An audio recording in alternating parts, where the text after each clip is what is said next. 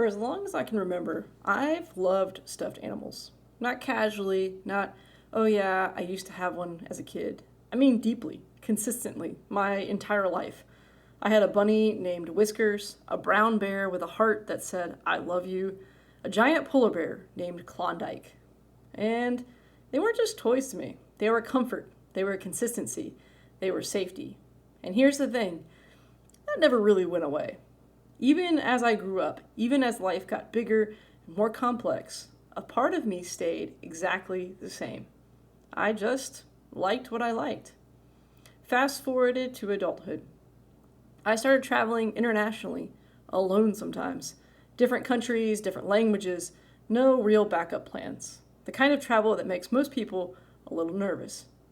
And somewhere along the way, before my very first adventure, I had a thought. What if I bring along my own travel buddy? So I did. And just like that, a tradition was born. Now, every time I travel, across the ocean, across a country, even across states, I bring a stuffed animal with me. Yeah, it's a little childish, but honestly, I don't care. My first travel buddy was a polar bear named Shy Shy, named after Chicago, aka Chi-Town. My brother gave him to me, and he has since been to 6 other countries. Then there's Wolfman, originally named Yellowstone, and eventually became Wolfman because I just liked it better. I got him after seeing a real-life wolf in Yellowstone National Park. And now, he's been to 9 other countries. And along the way, I picked up some more.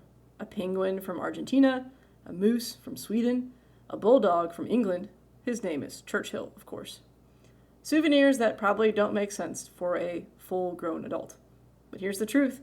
I'm a full-grown adult, but I'm also a full-grown kid. And that's partially intentional. Because somewhere along the way, my parents taught me 2 things that changed everything.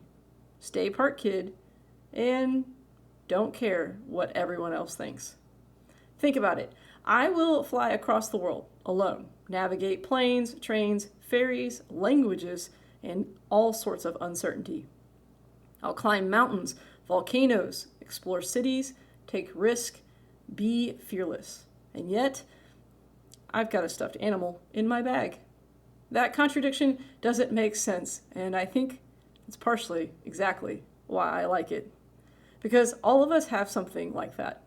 A quirk, a habit, a little piece of us, who we are, and it doesn't quite fit. Something that out of context makes people go, huh, wait, you do what? And we end up spending so much time trying to hide those things, to polish them, to make them more acceptable. But what if that's part of just who we are? Maybe even one of the best parts of who we are. My travel buddies have seen more of the world than most people. They've been on planes, trains, ferries. They've seen the edge of the world. They've crossed continents and oceans. They've been through every story, moment, and memory of my travel adventures. And yeah, sometimes I even take pictures of them on these ridiculous adventures. And those pictures make me smile every single time. And at the end of the day, that's kind of the point. You see, it's not about stuffed animals. It's about permission. Permission to be fully capable and fully yourself. Permission to be strong and soft. Permission to be serious and playful. Permission to be fearless and a little bit ridiculous. All at the same time. Because life doesn't have to fit in a box. You can travel to Italy with a bulldog named Churchill. You can go to China with a polar bear named Shy Shy. You can go anywhere, do anything, and still bring your version of comfort, joy, and you along for the ride. So whatever your travel buddy is, whatever that quirky, slightly irrational, deeply you thing is, you don't have to leave it behind. You can bring it with you. You can own it. Because the goal isn't just to grow up. It's to grow up without losing some of the best parts of who you've always been. And if you've ever seen me in an airport, just know this, I'm probably not traveling alone.